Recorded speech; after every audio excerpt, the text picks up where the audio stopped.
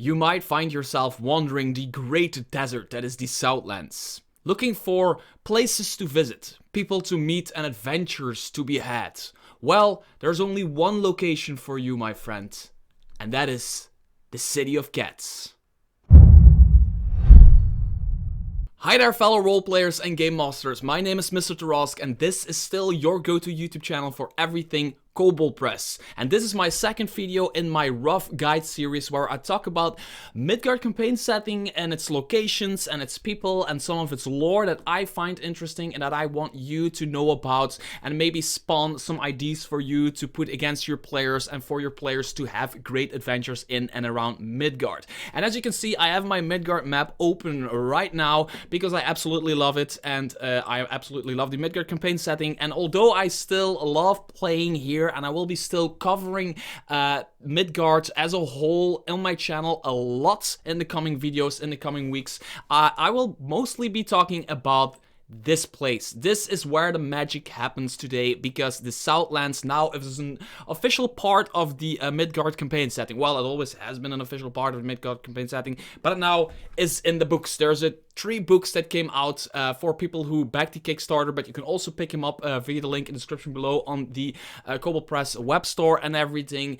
And I have to say, I absolutely love them. But I only had them in my hands for about 5 days now. So I'd be lying if I would be saying that I've read everything cover to cover, because I haven't. But there is one book, and it is called The City of Cats, that really, for some reason or another, intrigued me very, very much. And I wanted to take a chance to actually talk about Per-Bastet, which is the City of Cats. Actually, this is a city book with a few adventures to get you starting playing in the Southlands campaign setting. So the Southlands campaign setting is actually a campaign setting within a campaign setting, I like to call it, because it now has its own campaign book and everything, but it's added to Midgard, so it's kind of one big entire thing. And as you can see, this is like the Southlands part of Midgard, right? So this is a big, dried up part, desert, super hot environment.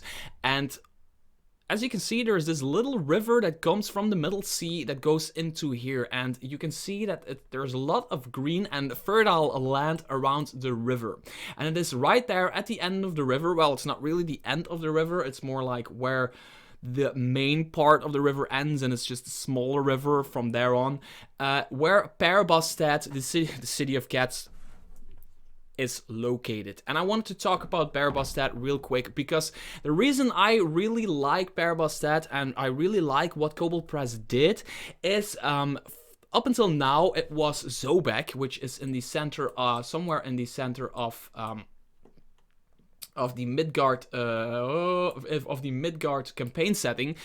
Up until now, there was a ton of content for Zobek. Although there were adventures for the east, for the north, for everywhere, like Zobek was the center point, and there were so many adventures, so many books, so many content created by Kobold Press for playing in and around Zobek, starting your adventures there and going level after level after level, playing in and around Zobek. And it was really necessary that they did something new with that. My mouse is acting up on me for some reason. And now they did the same thing with Per-Bastet. So now if you start playing in the Midgard campaign setting, or you are playing in the Midgard campaign setting and you just want to go somewhere else, you go to Per-Bastet. And here it is, ladies and gentlemen. Per-Bastet, as you can see, lies to the east of the big river. And I just want to talk about 3 main features of the city that I really like. And after that, I want to talk about the book itself, why I love the book, why I love the contents in this book. So this video kind of acts as a rough guide to Per-Bastet, but also as a review for the book itself, The City of Cats, and what I like about it, and one thing that I don't really love about it. I see what they did and I know why they did it, but I'm just not really a big fan of that. But that's just me wanting more out of something that's already super awesome, just me being egocentric or something like that. Per-Bastet has one of the coolest features in a city ever, for me personally. And I just want to talk about 3 features that I think are really great. Although the book is filled with lore and politics and NPCs and inns and stuff that goes on everywhere, it is a complete 200 pages, almost 200 pages city book actually, but there's just a few features that stand out for me personally that spawn some great ideas for adventures or role-playing. The first thing I want to talk about is the River of Sand right here. The River of Sand is literally a river that flows into the city and it's made out of sand. So there's bridges that go over it. It's just like a normal river, but it is made out of sand, and it is so... The sand flows in a way that it's almost a liquid, so ships can actually just sail over the city of sand with like they would be sailing on water almost. And I think it's really, really cool feature. And you might be wondering, where does this sand go to? Well, at the end of the River of Sand, there is a sort of a pit. I call it the Scarlet pit. Is it Scarlet? That Star Wars pit thing, where the sand just disappears into the earth. Nobody really knows where it goes. It just flows all the way into the city just like this, and it goes into this pit. And I think this is cool. Something they describe in the book, in the City of Cats book, is every now and then something or somebody falls or is pushed in this pit, and years upon years later they or it is found somewhere on a random place in the freaking desert. Sometimes it looks like it hasn't aged a day, it looks brand spanking new, sometimes it looks really, really old, and there's nobody who really knows how this works. It might be like an under-earthly flowing river of sand that goes different ways and it pops up here and there, but every now and then an item falls in, and it is just found in the middle of the desert in a random place. That's something I really, really love and spawns some cool ideas for me personally. For example, you might have this this weird gnome coming at you, and he's like, hey, I know that if you jump in to the pit at 1 p.m. on the 13th day of the month, you end up at that place in the desert where you want to go. He might be, of course, full of shit, but it could be like a cool role-playing opportunity to see if your players will jump into that pit and see what you do with it from there. So I think there are some cool opportunities right there. Another feature that I wanted to talk about is the guard district. The guard district is right here, and although it is just a district like any other district where the guards of the city actually just roam here, and there's houses for the guards, and there's barracks, and there's places for superiors to have meetings and whatever that guard district might have. There's even inns for them, there's even places to rest, there's even places to go for a drink or have a arm wrestling match. Speaking of arm wrestling matches, there's actually three major parts to the guards of Per-Bastet, which is the main bulk of the army of Per-Bastet is actually made out of dead people. Yes, literally floating around dead people. They are the main reserves of Per-Bastet's army, and they listen to like the superiors, and they are called upon when there is a big war or an invasion or whatever, which is a really cool feature. So you might be roaming the streets and there might be like a specter guard just floating by or whatever. The second part is actually the Army of Summer or something in that sense, which is the main part of the army. And they are the people on the walls, they are the people in the streets, and they are like the main people. But one thing they also have, which is really cool, is they have a naval section. Because as you can see, Per-Bastet has a... to the west of Per-Bastet is just a gigantic body of water, and they might be attacked from there.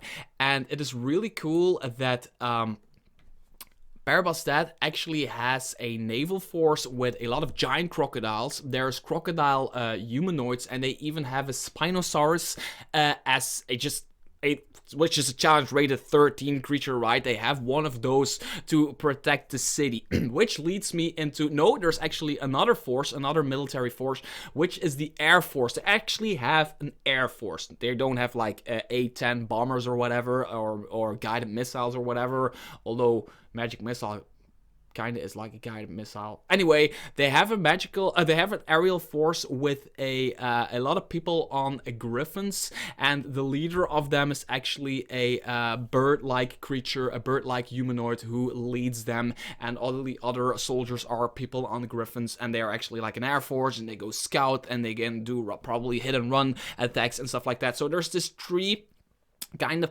pillars to the army, which is really cool and really spawns a lot of great ideas. Like if you go into the guard district, it's probably one of those filthy districts where there's always like a lot of fighting and a lot of drinking and a lot of swearing, and you can really have like these cool role-playing opportunities where the three districts are kind of trying to get the party on their side because there's some internal struggle and stuff like that. I really absolutely love that kind of stuff if they have that in books like The City of Cats. Now, another thing I want to talk about and is actually this half moon, crescent moon shaped type of thing right here. As you can see, the sea here is filled with kind of like pillars. There's big pillars in the water right here, and two of these actually form a gate. You can sail through this gate all the way up to the harbor. Now you're probably saying like, I could just sail between these things, and you can. In the times of peace, in times of normal day, everybody can just sail in right here, through here. No problem, no questions asked. But when it is time for war or time for battle or whatever, there's a bunch of priests in the city that know this ritual, and they can actually set up a magical barrier between all of these pillars, except of course for the gate. So the gate becomes the only way in and out of the city. So there's this magical force barrier around the city in the sea part, which really makes a cool way where you have the military who are protecting the sea, but you also have these priests who have to set up this barrier, and they have to work together. So if there's any internal struggle there might be like power shifts or whatever, because they have to work together actually to protect the city. And on a normal day, you might find a ton of ships coming in from here, going to the docking area. And when the magical barrier is up, there's actually only the gate, which I think is really cool because you often see like these cities with walls in their in the water, and it's also like there's always like this squeeze point where ships need to go through, right? And I've always found that to be something really strange. Because you have like this, ships are really hard to steer, especially if there's a lot of wind, there's a lot of waves or a lot of stuff, and if you only have one gate for ships to go through, it's probably really hard to do that, especially they will probably sail into each other every now and then, and there will be chaos and whatever.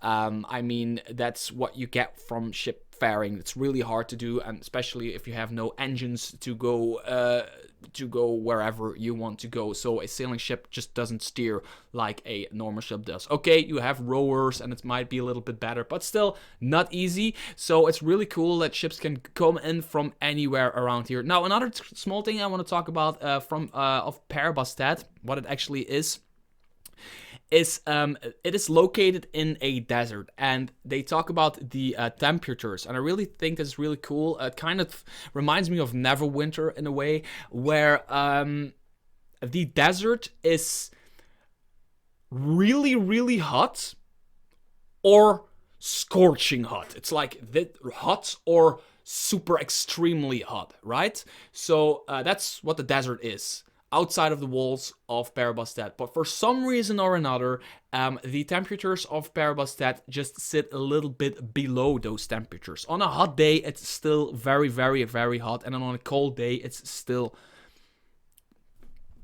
hot, right? So it's still desert environment, but it's just not as hot as outside of the walls. And there's nobody who can really, people have studied it, people have looked into it, but there's nobody who can really explain this phenomenon. That's just the way it is, and it is like almost this magical aura that resides around the city, and it's just the way it is, and people kind of accept it the way it is, but it again spawns a lot of really cool ideas for adventures, because you can have, like, suddenly it becomes super, super hot in the city, and for some reason, just this defense mechanism of the city doesn't work anymore, and you need to figure out as a party what happened. Maybe there's an evil sorcerer who found out why it happens in the first place, and he just flipped the switch and is like, nope, doesn't happen anymore. Everybody dies from heat now and dehydration and everything. Could be one of those things. Anyway, it's just a few cool things that Per-Bastet actually has, and I just wanted to talk about these things to kind of give you a feeling of what Kobold Press was going for. I'm not giving you an entire guide to the city, because I'm not a city guide. I don't have like one of those buses and a microphone to just sit around and just tell you, if you look to your right, you see an arena. By the way, the arena is right here, which is also a cool feature. There is an arena right here built over the the river of sands, and it's kind of where people have like matches where they fight and everything. Other than that, you'll need to read the book yourself. Before I move on to my early review of the City of Cats, I want to just show you that I was actually showing you the map of Per-Bastet and all of its features within SHARD Tabletop, my absolute favorite tabletop. It's so freaking easy to use. I tell you, 5 minutes and you'll be able to run a game or play a game or whatever. It's an extension to your game. It is not something you really need to learn. You just sit down and freaking play, and it's so easy. I just want to quickly show you a feature of it. For example, if you open the Per-Bastet map in your Dungeon Master screen, you'll have all these green things, and these are all the things you need for when your players ask about something. So for example, the Wharf District, and there is, let's say you want somebody asks you about the arena. All you need to do is click this and go to book, and like as you see, you have the everything you need to read about it. It just shows up right here, which is really a cool feature and a cool thing to have. So if you play in a virtual tabletop environment, SHARD Tabletop is a really cool environment to play Kobold Press things. Like for example, they have all the they actually have all like the encounters set up. So for example, if you're playing the adventure Cat and Mouse, which is in the city of cats, and they come up to the part where it says trouble at the wharf, you can actually go to book right here. But you can also, so you go to the perfect place, go to book, and then you can also just click start encounter, and suddenly you have all the information you need. It is off screen right now, but you have all the information you need, all the bandits and everything you need to actually run this combat encounter for your player. So it's really just cool. All I wanted to say was I have a 20% discount on your subscription with SHARD Tabletop. You can use it for free as long as much as you want, but the subscriptions have a lot of extra cool stuff that's really worth it. Click the link in the description below, 20% off, and if you buy one of the subscriptions, yes, I get a little bit of money for that, but that is because I'm such a big fan of SHARD Tabletop. Like literally, I use it all the time. It's awesome.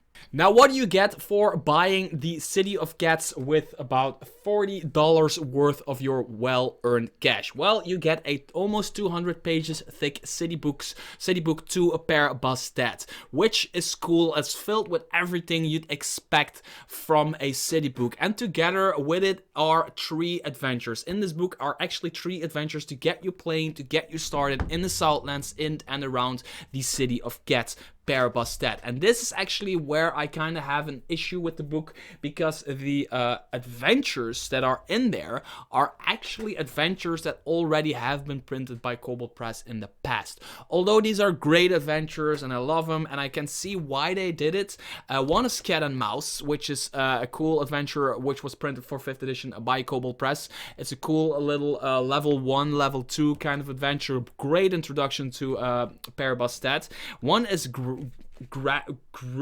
Grimalkin, which I've never reviewed actually, but I don't dislike, but I've never played it myself, but it is already printed by Kobold Press and you can already get it as a PDF or as one of these flappy thingies, right? Now, the 3rd adventure is actually called 3 Little Pigs, and it was also already printed somewhere, but I have never read it before because it was printed in one of the Warlock booklets by Kobold Press. If you do not know what that is, if you support Kobold Press on their Patreon, you actually get sent a little booklet, which are little paper booklets that have certain things about Midgard. It can be little adventures, classes, monsters, races, places to go, all that stuff, and it's really, really good. And every now and then they compile them in these compilation books, but the one that has the 3 little pigs I do not have yet, because they haven't compiled that yet in one of these books.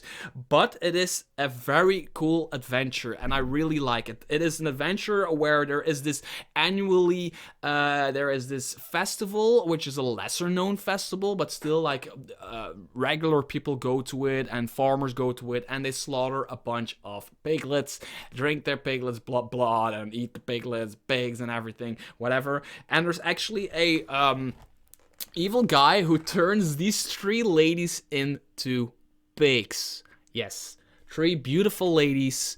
They are described as like the perfect daughters, like they're perfect and they're beautiful and they have good sense of humor and everything.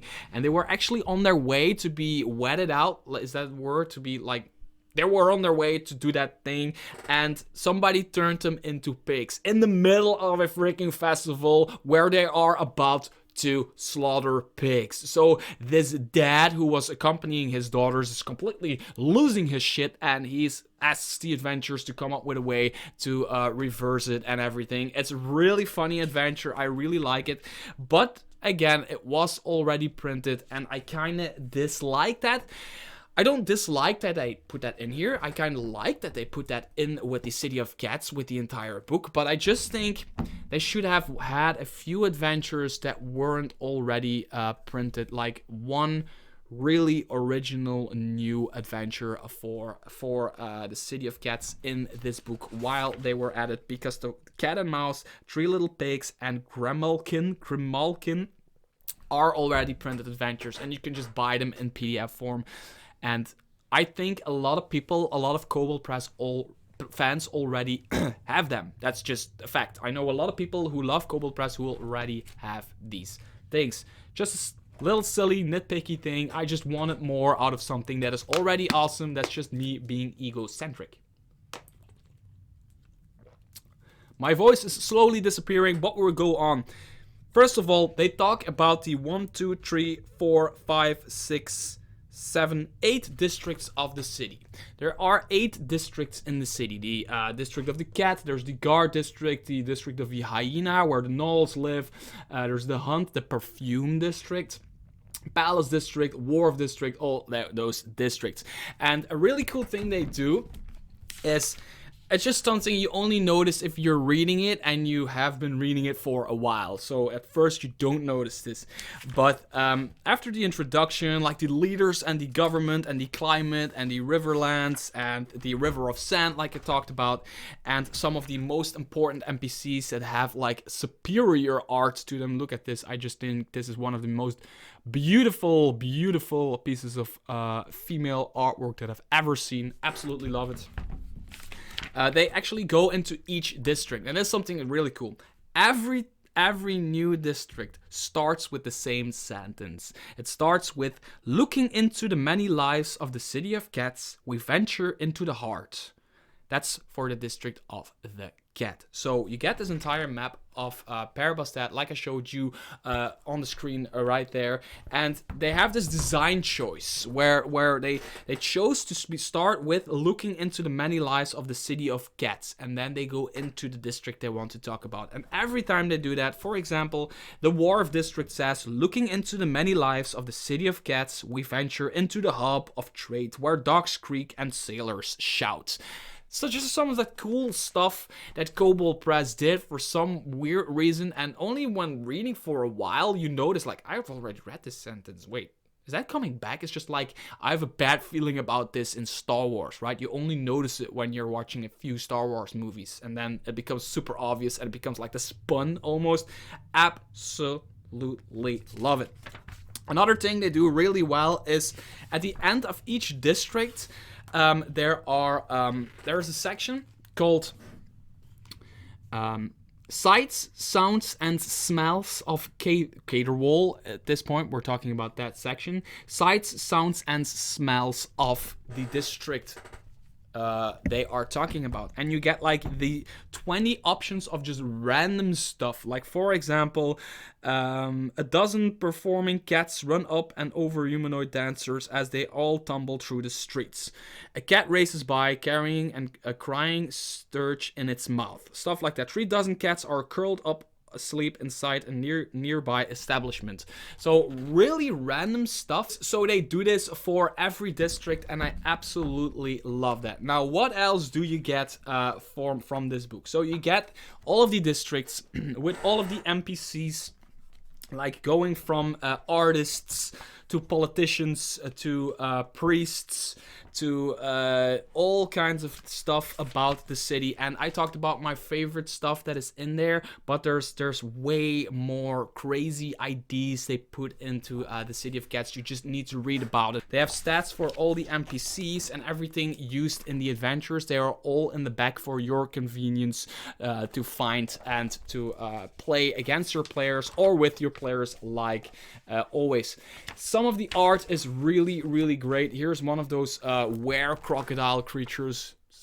It's a were-crocodile, yes. And then there is an appendix called magic item. There's a bunch of magic items that tie into some of the lore, that tie into some of the adventures of the book, like for example Gremlkin Eye. So that is actually the book by itself, and I really love what I've been reading up until now. But like I said, I haven't read it cover to cover yet, so I am not really ready to have like my full review of this book or the Southlands book or the Southlands player companion book. But if you're looking for a new place to start playing in and around the Southlands, make sure to pick up the City of Cats, because you don't even need your Southlands book for it, because you have 3 adventures to play, which is hours and hours upon hours of good fun. There's more adventures in the Southlands to be had. There is a lot of stuff to come up with your own adventures that just spawn from reading this thing. There's a bunch of great lore, great ideas in here, and the writing is funny, and they have all this random stuff that can happen, and I'm really, really happy with the City of Cats. So if you want to see me cover anything Kobold Press, anything Midgard, or anything Southlands, make sure to put that in the comments below. I really want to hear about that. Next video, bye bye.